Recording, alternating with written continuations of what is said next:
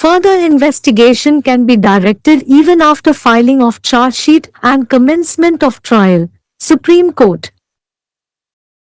The Supreme Court recently reiterated that further investigation can be directed even after the charge sheet has been filed and the trial has commenced. Taking support of Hassanbhai Walibhai Qureshi v. State of Gujarat and others, 2004, 5 SCC 347, the court highlighted that the prime consideration for further investigation is to arrive at the truth and do substantial justice. However, before directing such an investigation, the court, after going through the available material, should apply its mind to whether an investigation of the concerned allegations is required. In the present case, the complainant had lodged a case of cruelty against her husband. Pertinently, in the FIR, she had not alleged any act of harassment in connection with the dowry demand against the present appellants, complainants in-laws. Subsequently, a charge sheet was filed against the husband. Now, as per the initial statement deposed by the complainant, before the trial court, she did not mention the present appellants. However, around 2 years later, in the later statement, she alleged harassment against her mother-in-law and sister-in-law. Following this, she filed an application under Section 173(8) of CRPC seeking further fresh investigation with respect to cruelty charges against the present appellants. Though the trial court had rejected the application, the same was allowed by the High Court. Aggrieved by this, the appellants approached the Supreme Court. After perusing the material on record, the bench of Justices Vikram Nath, Sanjay Karol and Sandeep Mehta opined that the High Court had grossly erred while directing a fresh investigation. It reasoned that the application was filed at a highly belated stage. On going through the material placed on record, we find that in the present case, the High Court grossly erred and transgressed its jurisdiction, while directing fresh investigation into the matter, totally ignoring the fact that the application filed under Section 173(8) CRPC was highly belated. The court pointed out that in the initial deposition, there were no allegations against the appellants. It stressed that even in the deferred statement, the allegations were vague. At the cost of repetition, it is to be noted that the complainant had already testified at the pending trial against her husband Sanjay Gautam, and in the deposition made on 12 April 2012, no allegation whatsoever has been leveled against the appellants. Even in the deferred examination in chief recorded on 24 March 2014, absolutely vague allegations were leveled against appellant number 2. The court also pointed out that the complainant had the option to explore other available remedies, including filing an application under Section 319, power to proceed against other persons appearing to be guilty of offense, of CRPC. Undeniably, the complainant had the liberty to set out her entire case grievances in her examination in chief and make a prayer to the trial court that the remaining family members who had been left out should also be proceeded against by summoning them under Section 319 CRPC.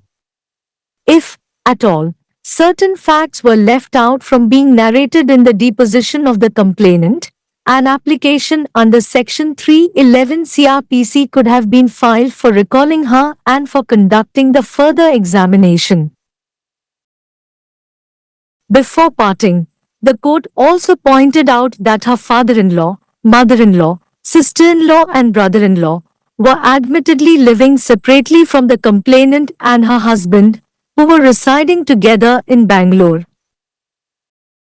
Finding no justification for the High Court to direct further investigation, The court rendered the impugned judgment as untenable and quashed the same. While doing so, the court also left it open for the complainant to take recourse to the available remedies, including the ones mentioned above. Appearances. Petitioner, Mr. Gagan Gupta, Sister Adverb Mr. Mahesh Kumar Tiwari, Adverb Mr. Pramod Tiwari, Adverb Mr. Vishnu Prasad Tiwari, Adverb Mr. Vivek Tiwari, Adverb Ms. Soumya Tiwari, Adverb Ms. Soumya Mishra, Adverb Dr. Vinod Kumar Tiwari, AOR. Respondent, Mr. D. L. Chidananda, AOR Mr. V. N. Raghupati, AOR Mr. Raghavendra M. Kulkarni, Adverb Ms. Maithili S. Adverb Mr. Shiv Kumar, Adverb Ms. Vaishnavi, Adverb Mr. Ravichandra Jadhav, Adverb Mr. Venkat Raghu Manepalli, Adverb Mr. Dhanesh Ishdhan, Adverb Mr. Sanjeev Sahai, Adverb Ms. Reshmi Re Sinha, AOR Ms. Shagun Sapru, Adverb. Case name, Rampal Gautam vs. the State, Diary No. 33,274 by 2016. குற்றப்பத்திரிகை தாக்கல் செய்து விசாரணை தொடங்கிய பின்னரும் கூட மேலும் விசாரணை நடத்த உத்தரவிடலாம் உச்ச நீதிமன்றம். குற்றப்பத்திரிகை தாக்கல் செய்யப்பட்டு விசாரணை தொடங்கிய பின்னரும் கூட மேலும் விசாரணை நடத்த உத்தரவிடலாம் என்று உச்ச நீதிமன்றம் சமீபத்தில் மீண்டும் வலியுறுத்தியது. ஹசன்பாய் வலிபாய் குரேஷி எதிர் குஜராத் மாநிலம் மற்றும் பிறர் ஷூட் 2004-5 SCC 347 ஐ ஆதரித்து மேலும் விசாரணைக்கு முதன்மையான பரிசீலனை உண்மையை அடைந்து கணிசமான நீதியை வழங்குவதாகும் என்பதை நீதிமன்றம் எடுத்துக்காட்டியது. இருப்பினும் அத்தகைய விசாரணையை நடத்துவதற்கு முன் நீதிமன்றம் கிடைக்கக்கூடிய ஆதாரங்களை ஆராய்ந்த பிறகு சம்பந்தப்பட்ட குற்றச்சாட்டுகளின் விசாரணை தேவையா என்பதை மனதில் கொள்ள வேண்டும். தற்போதைய வழக்கில் புகார்தாரர் தனது கணவர் மீது கொடுமை வழக்கு பதிவு செய்துள்ளார். அதன்படி FIR-இல் தற்போதைய மேல்முறையீட்டாளர்களுக்கு புகார்தாரரின் மாமியார் எதிராக வரதட்சணை கோரிக்கை தொடர்பாக எந்த துன்புறுத்தல் செயலையும் அவர் குற்றம் சாட்டவில்லை. பின்னர் கணவர் மீது குற்றப்பத்திரிகை தாக்கல் செய்யப்பட்டது. இப்போது புகார்தாரர் விசாரணை நீதிமன்றத்தில் அளித்த ஆரம்ப அறிக்கையின்படி தற்போதைய மேல்முறையீட்டாளர்களை பற்றி அவர் குறிப்பிடவில்லை. இருப்பினும் சுமார் 2 ஆண்டுகளுக்கு பிறகு பிந்தைய அறிக்கையில் அவர் தனது மாமியார் மற்றும் மைத்துனிக்கு எதிராக துன்புறுத்தலை குற்றம் சாட்டினார். இதைத் தொடர்ந்து தற்போதைய மேல்முறையீட்டாளர்கள் மீதான கொடுமை குற்றச்சாட்டுகள் தொடர்பாக மேலும் புதிய விசாரணையை கோரி குற்றவியல் நடைமுறை சட்டத்தின் பிரிவு 17(3)(8) இன் கீழ் அவர் ஒரு விண்ணப்பத்தை தாக்கல் செய்தார். விசாரணை நீதிமன்றம் விண்ணப்பத்தை நிராகரித்திருந்தாலும் உயர் நீதிமன்றம் அதை அனுமதித்தது. இதனால் வருத்தமடைந்த மேல்முறையீட்டாளர்கள் உச்ச நீதிமன்றத்தை அணுகினர். பதிவில் உள்ள விஷயங்களை படித்த பிறகு நீதிபதிகள் விக்ரம் நாத், சஞ்சய் கரோல் மற்றும் சந்தீப் மேத்தா ஆகியோர் அடங்கிய அமர்வு உயர் நீதிமன்றம் புதிய விசாரணையை வழிநடத்துவதில் மிகவும் தவறு செய்துள்ளதாக கருத்து தெரிவித்தது. விண்ணப்பம் மிகவும் தாமதமான கட்டத்தில் தாக்கல் செய்யப்பட்டுள்ளது என்று நியாயப்படுத்தியது. பதிவில் வைக்கப்பட்டுள்ள விஷயங்களை பரிசீலித்ததில் தற்போதைய வழக்கில் உயர் நீதிமன்றம் தனது அதிகார வரம்பை மீறி இந்த விஷயத்தில் புதிய விசாரணையை இயக்கிய அதே வேளையில் பிரிவு 17(3)(8) CRPC இன் கீழ் தாக்கல் செய்யப்பட்ட விண்ணப்பம் மிகவும் தாமதமானது என்பதை முற்றிலும் புறக்கணித்துவிட்டது என்பதை கண்டறிந்தோம். முதல் வாக்குமூலத்தில் மேல்முறையீட்டாளர்கள் மீது எந்த குற்றச்சாட்டுகளும் இல்லை என்று நீதிமன்றம் சுட்டிக்காட்டியது. ஒத்திவைக்கப்பட்ட அறிக்கையில் கூட குற்றச்சாட்டுகள் தெளிவற்றவை என்று அது வலியுறுத்தியது.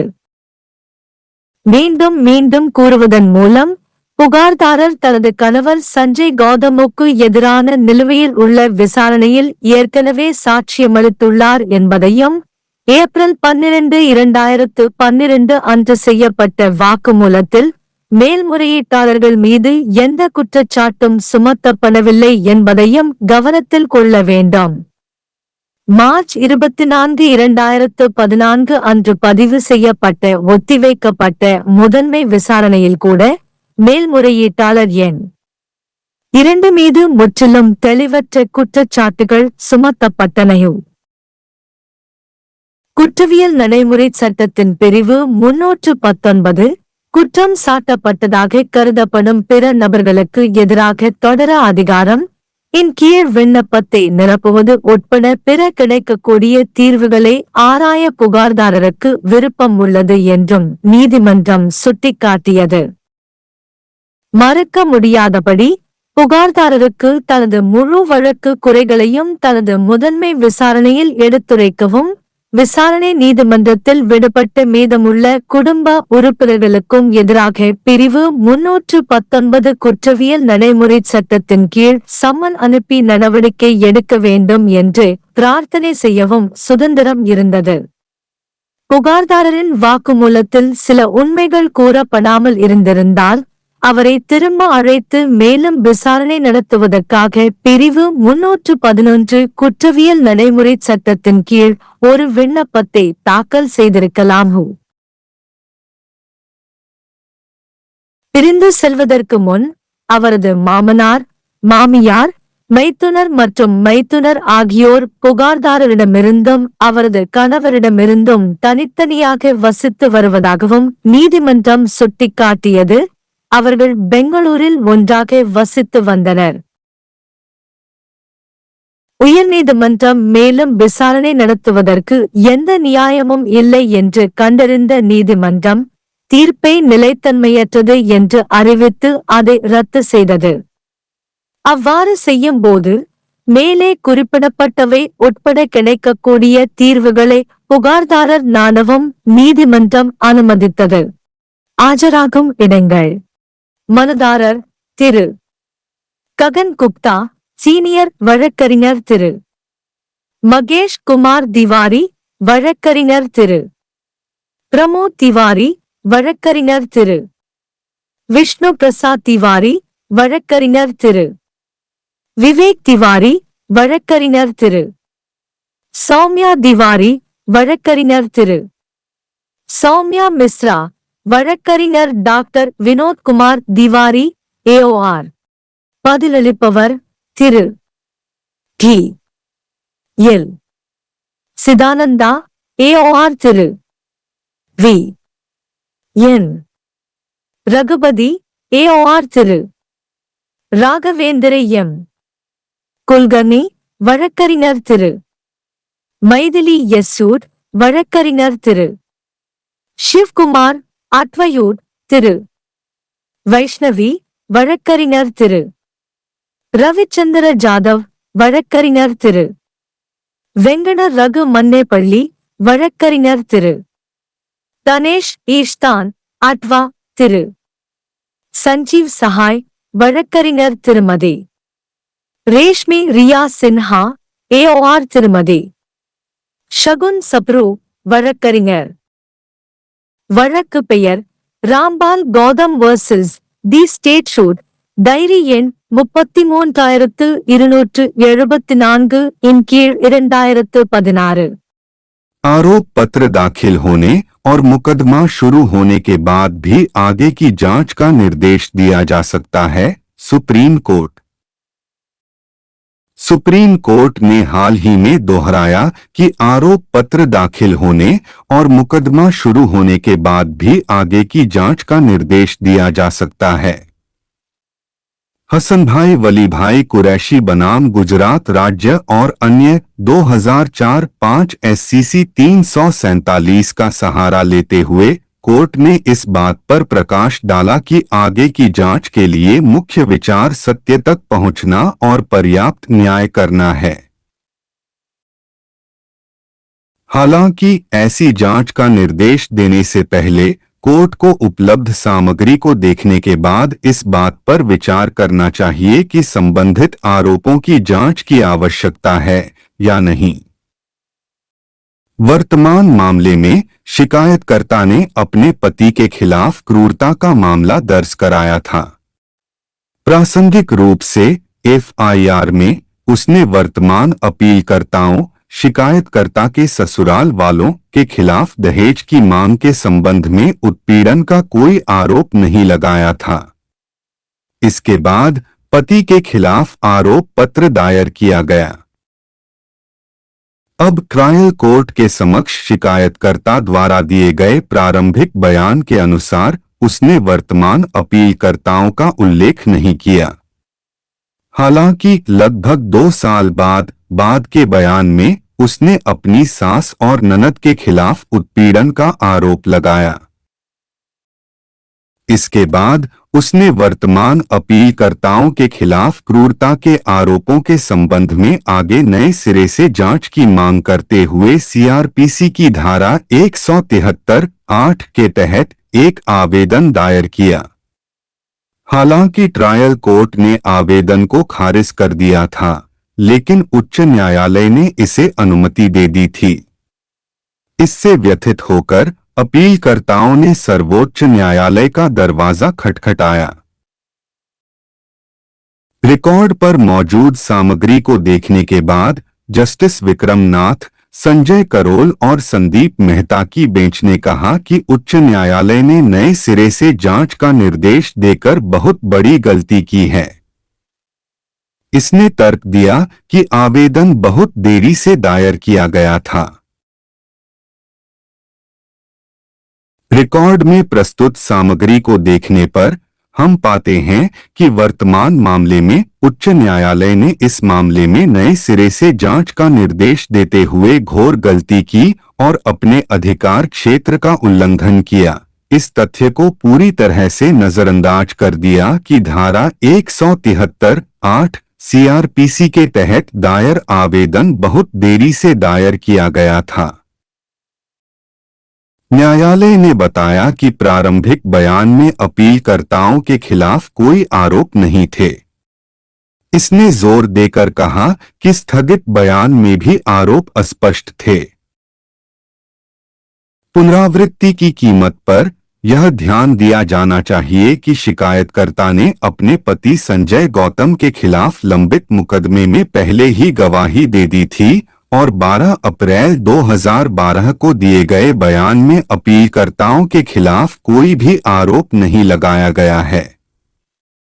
यहां तक कि 24 मार्च 2014 को दर्ज की गई स्थगित मुख्य परीक्षा में भी अपीलकर्ता नंबर 2 के खिलाफ बिल्कुल स्पष्ट आरोप लगाए गए थे। न्यायालय ने यह भी बताया कि शिकायतकर्ता के पास सीआरपीसी की धारा 319 अपराध के दोषी प्रतीत होने वाले अन्य व्यक्तियों के विरुद्ध कार्यवाही करने की शक्ति के अंतर्गत आवेदन भरने सहित अन्य उपलब्ध उपायों को तलाशने का विकल्प था। निस्संदेह शिकायतकर्ता को अपने मुख्य परीक्षण में अपना पूरा मामला शिकायतें प्रस्तुत करने तथा ट्रायल कोर्ट से प्रार्थना करने की स्वतंत्रता थी कि जिन शेष परिवार के सदस्यों को छोड़ दिया गया था उनके विरुद्ध भी धारा 319 सीआरपीसी के अंतर्गत समन जारी करके कार्यवाही की जानी चाहिए। यदि शिकायतकर्ता के बयान में कुछ तथ्य बताए जाने से छूट गए थे तो उसे वापस बुलाने तथा आगे की परीक्षा आयोजित करने के लिए धारा 311 सीआरपीसी के अंतर्गत आवेदन दायर किया जा सकता था। विदा होने से पहले न्यायालय ने यह भी बताया कि उसके ससुर, सास, ननद तथा देवर निश्चित रूप से शिकायतकर्ता तथा उसके पति से अलग रह रहे थे, जो बेंगलुरु में एक साथ रह रहे थे। उच्च न्यायालय द्वारा आगे की जांच का निर्देश देने का कोई औचित्य न पाते हुए न्यायालय ने विवादित निर्णय को अस्थिर माना और उसे निरस्त कर दिया। ऐसा करते समय न्यायालय ने शिकायतकर्ता के लिए उपलब्ध उपायों का सहारा लेने का विकल्प भी खुला छोड़ दिया, जिसमें ऊपर वर्णित उपाय भी शामिल हैं। उपस्थिति। याचिकाकर्ता श्री गगन गुप्ता, वरिष्ठ अधिवक्ता श्री महेश कुमार तिवारी, अधिवक्ता श्री प्रमोद तिवारी, अधिवक्ता श्री विष्णु प्रसाद तिवारी, अधिवक्ता श्री विवेक तिवारी, अधिवक्ता सुश्री सौम्या तिवारी, अधिवक्ता सुश्री सौम्या मिश्रा, अधिवक्ता डॉक्टर विनोद कुमार तिवारी, AOR। प्रतिवादी श्री D.L. चिदानंद, AOR Shri V.N. Raghupati, AOR Shri Raghavendra N. Kulkarni, अधिवक्ता सुश्री मैथिली S, अधिवक्ता श्री शिव कुमार, अधिवक्ता सुश्री वैष्णवी, अधिवक्ता श्री रविचंद्र जाधव, अधिवक्ता श्री वेंकट रघु मन्नेपल्ली, सलाहकार श्री धनेश ईशधन, सलाहकार श्री संजीव सहाय, सलाहकार सुश्री रेशमी रिया सिन्हा, AOR सुश्री शगुन सप्रू, सलाहकार। केस का नाम रामपाल गौतम बनाम राज्य, डायरी नंबर 33,274/2016।